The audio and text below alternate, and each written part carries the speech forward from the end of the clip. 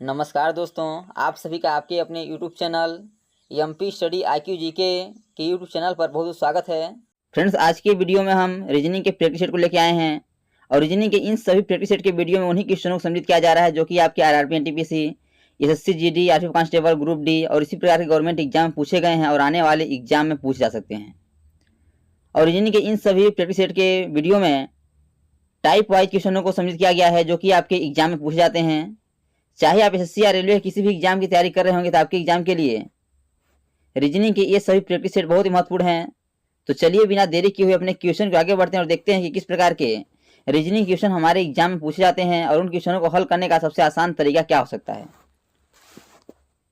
जिसमें पहला क्वेश्चन दिया गया है कि दिए गए चित्र का अध्ययन करें और बताइए कौन सा इंजीनियर, लेखक और नर्तक दोनों है। बताना है जो आपको आकृति दिख रहा है, इस आकृति में जो आपका यह त्रिभुज जैसी आकृति दिख रही है, जो यह त्रिभुज वाली आकृति है, यह आपके इंजीनियर को दर्शाती है। यानी कि यह जो आकृति है, जो त्रिभुज वाली आकृति है, यह आपके इंजीनियर को दर्शा रही है, इंजीनियर को दर्शा रही है। और जो आपका यह आयत के समान आकृति दिख रहा है, आपको कलर चेंज कर देते हैं समझने के लिए। जो आपका यह आयत के समान दिख रहा है, यह क्या है?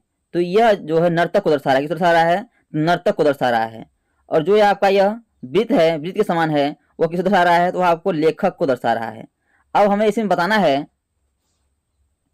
इसी में से हमें बताना है कि कौन सा इंजीनियर, लेखक और नर्तक दोनों हैं। तो आप इसे ध्यान से देखेंगे तो ऐसा कौन सा इंजीनियर है जो कि नर्तक भी हो, लेखक भी हो। यदि बात करें हम यफ की, तो यफ क्या है? केवल इंजीनियर है, क्योंकि इसमें नर्तक वाले भाग में और लेखक वाले भाग में इसका नहीं है। क्या है? यफ आंसर नहीं हो सकता। अब देखिए, इंजीनियर का भाग किसमें? जी में है, लेकिन जी है, जी इंजीनियर है और लेखक है, लेकिन नर्तक वाले भाग में नहीं है, तो जी भी आंसर नहीं होगा। क्या होगा? जी भी आंसर नहीं होगा। अब देख लेते हैं सी को। तो सी क्या है? सी इंजीनियर वाले भाग में भी है। ध्यान देखिएगा, जो सी है ना, इंजीनियर वाले भाग में भी यानी त्रिभुज में भी है, और नर्तक यानी कि ये आयत वाले भाग में भी है, और लेखक यानी कि वृत्त वाले भाग में भी है। तो सी क्या है? ऐसा इंजीनियर है सी जो कि लेखक भी है और नर्तक भी है। तो वही पूछा है हमसे कि कौन सा इंजीनियर, लेखक और नर्तक दोनों है। तो जो सी है ना, वह क्या है?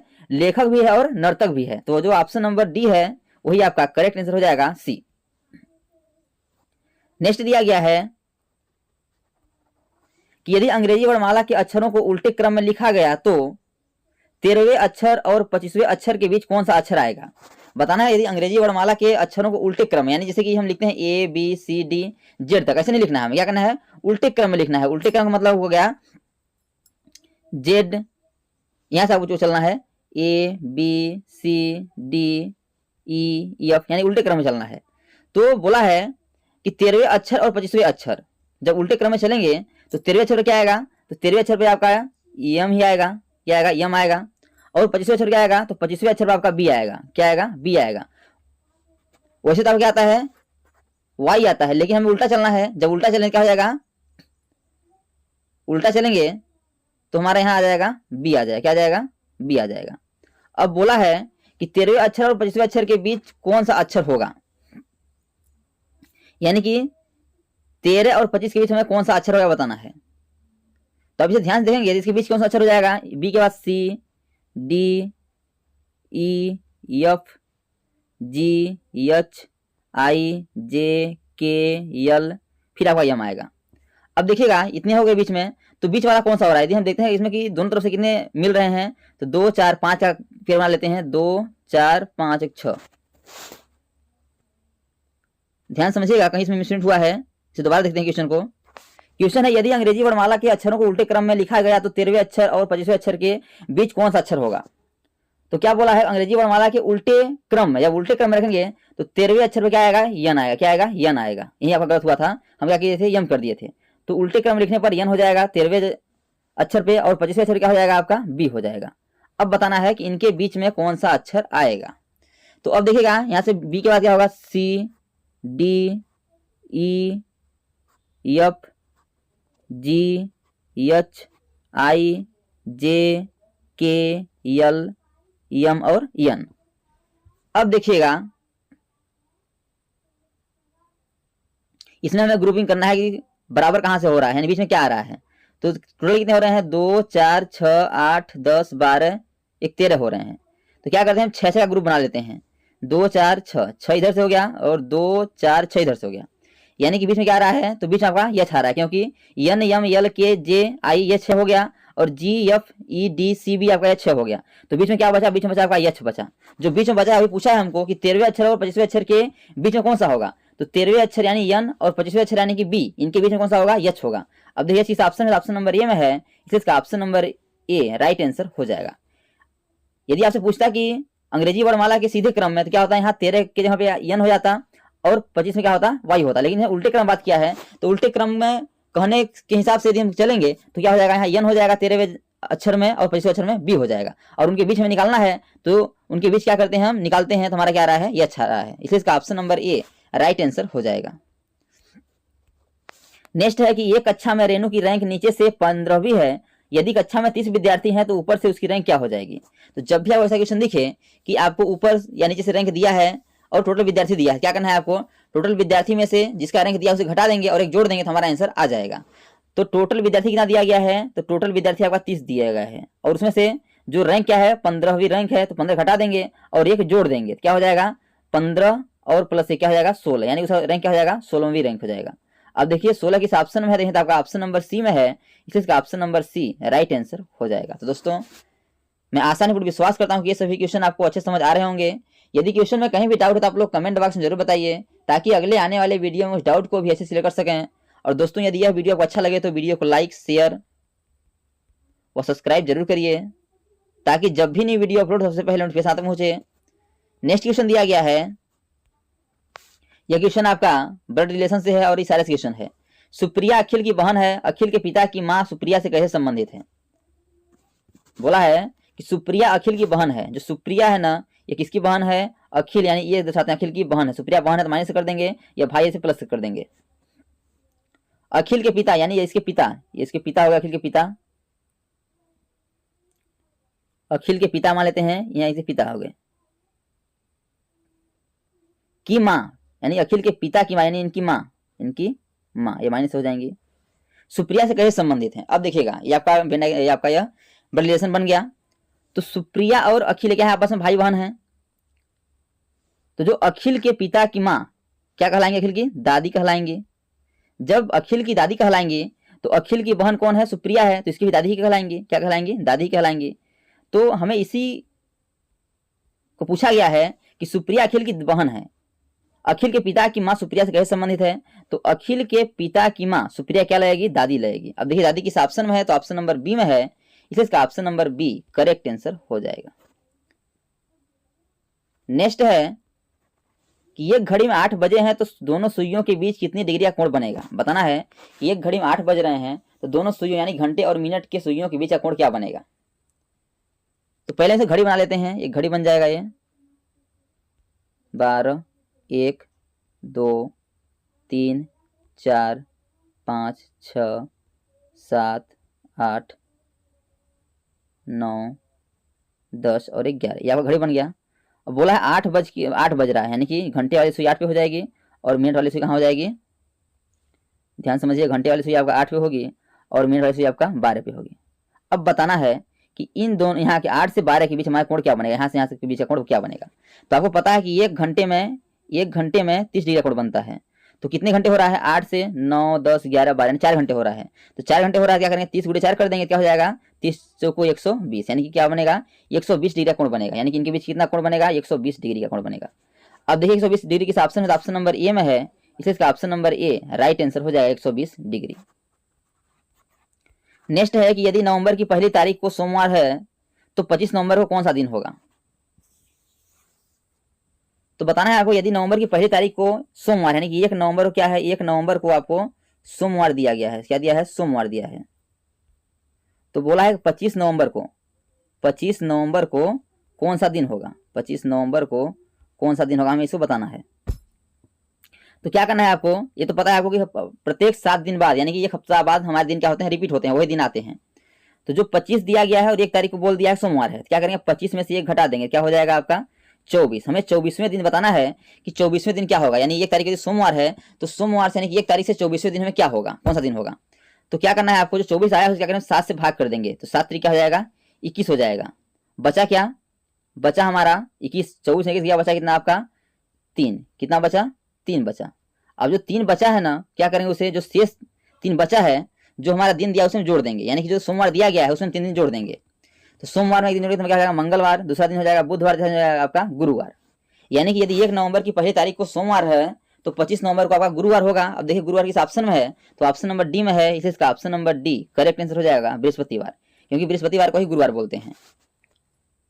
नेक्स्ट है, यदि पी क्यू आर और यस 4 क्रमानुसार महीने हैं जिसमें पी व यस 30 दिन के हैं तो यस कौन सा महीना है। मान लेते हैं आपके पी क्यू आर और यस क्या है, 4 के महीने क्रमानुसार महीने हैं, यानी कि क्रम के अनुसार। तो बोला है कि यदि पी और यस, पी क्या है 30 दिन का है और यस भी क्या है 30 दिन का है, तो यस कौन सा महीना, तो यस का महीना कौन सा है, यानी कि अगस्त, नवंबर, सितंबर या दिसंबर। तो यदि पी आपका 30 दिन का है तो क्यू क्या होगा 31 दिन का होगा, और जो आपका आर है 30 दिन का होगा, लेकिन आपके क्रम से आपके 30 दिन कोई महीने होते ही नहीं है, क्या होते हैं 30 दिन के नहीं होते हैं, लेकिन बात करें 31 दिन के होते हैं। यदि पी आपका 30 दिन दिया है, यस आपका 30 दिन दिया है, तो क्यू को हम 31 दिन ले लेते हैं और आर को भी 31 दिन ले लेते हैं। क्या देखते हैं ये क्रम के अनुसार हो रहा है कि नहीं हो रहा है, तो देखिए क्रम के अनुसार होगा तो हमारा आंसर नहीं आएगा, और नहीं होगा तो हमारा आंसर नहीं आएगा। तो यदि हम लेते हैं जून को, जून क्या हो गया 30 दिन का हो गया, जून के बाद जुलाई हो गया आपका 31 दिन का, ये देखिए क्रम चल रहा है। अगस्त आपका 31 दिन का हो गया, ये भी आपका क्रम से ही चल रहा है, और सितंबर आपका 30 दिन का हो गया। अब देखिएगा यहाँ से आपका क्रम से मिल रहा होगा, क्योंकि बोला है कि पी क्यू आर और ये 4 क्रमानुसार महीने हैं, तो जून, जुलाई, अगस्त, सितंबर ये क्या है क्रम के अनुसार चल रहे नहीं चल रहे हैं। तो बोला है कि यस कौन सा महीना है, तो अब आपको मिल गया होगा कि यदि हम क्यू और आर को 31 दिन लेते हैं तो क्रम के अनुसार हमारा आंसर आ रहा है, तो जो यस हो जाएगा क्या हो जाएगा, सितंबर महीना हो जाएगा। अब देखिए सितंबर किस ऑप्शन में, तो ऑप्शन नंबर सी में है, इसलिए इसका option number C correct answer हो जाएगा। यदि पूछे क्यू कौन सा महीना है तो क्यू आपका जुलाई है, आर कौन सा महीना है तो आर आपका अगस्त है, और पी कौन सा महीना है तो पी आपका जून है। पूछा क्या है यस के बारे में पूछा है, तो यस हमारा कौन सा महीना है सितंबर है, इसलिए इसका option number C right answer हो जाएगा। नेक्स्ट है कि दिए गए 4 अक्षर समूह में से 3 किसी तरह से संगत हैं और एक असंगत है, असंगत का चयन कीजिए। बताना है कि डी एफ टी वाई के जे और एच पी ये क्या है, जो 4 आपके हैं समूह है, ये क्या है 3 आपके एक ही संगत, यानी कि एक ही लॉजिक को फॉलो करते हैं, ये क्या है आपका अलग है, बस हमें अलग की पहचान करना है। तो अलग की पहचान करने के लिए क्या करना पड़ेगा आपको, इसे नंबरिंग करना पड़ेगा। तो डी आता है 4 पे, और एफ आता है आपका 6 पे, टी आता है आपका 20 पे, वाई आता है आपका 25 पे। आगे देखते हैं, के आता है 11 पे, जे आता है आपका 10 पे, यस आता है 8 पे, पी आता है आपका 16 पे।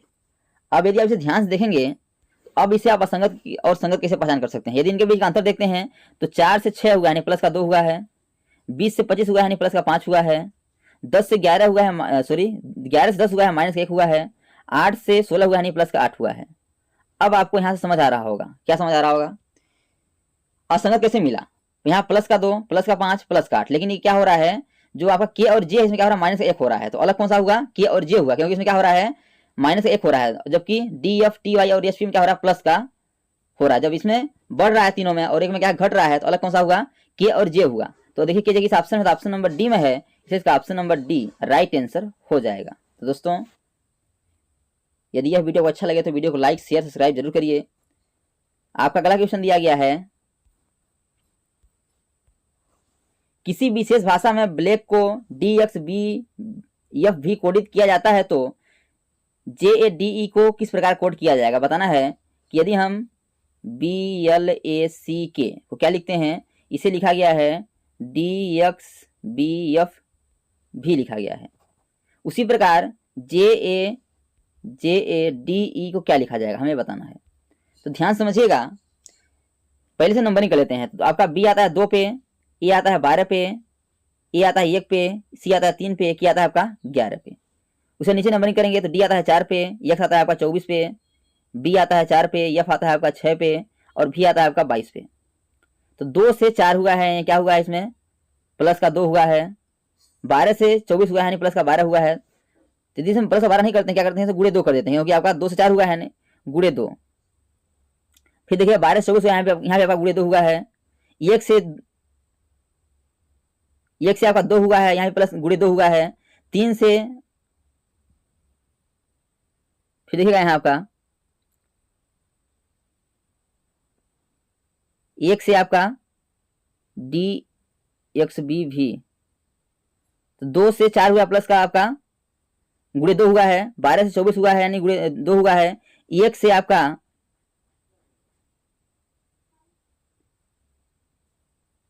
देखिएगा यहाँ आपका जो बी है आपका बी 2 पे आता है, यहाँ आपका मिसमेच हुआ था, बी आपका 2 पे, यहाँ तो 1 से आपका 2 हुआ है, गुणे 2 हुआ है, 3 से आपका 6 हुआ है, यहाँ पे आपका गुणे 2 हुआ है, और आपका के से आपका 11 से 22 हुआ है, गुणे का 2 हुआ है, तो क्या रहा है नंबरिंग करके गुणे 2 कर देंगे, तो जी आता है 10 पे, ई आता है 1 पे, डी आता है 4 पे, और आपका ई आता है 5 पे, इसे गुणे 2 कर देंगे, 10 को गुणे 2 करेंगे 20 हो जाएगा, 1 को गुणे 2 करेंगे 2 हो जाएगा, 4 को गुणे 2 करेंगे 8 हो जाएगा, 5 गुणे 2 करेंगे 10 हो जाएगा। अब इसे क्या करेंगे, इसे अब अक्षर में काउंट कर देंगे, तो 20 पे क्या आता है टी आता है, 2 पे आपका बी आता है, 8 पे आपका यस आ जाएगा, और 2 से आपका जे हो जाएगा।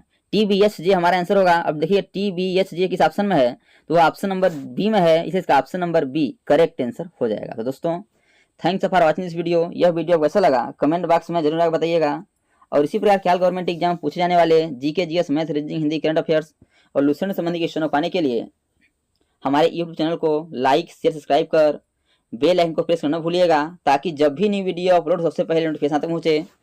तो आज तक इतना ही, मिलते हैं नेक्स्ट वीडियो में, तब तक के लिए जय हिंद, वंदे मातरम।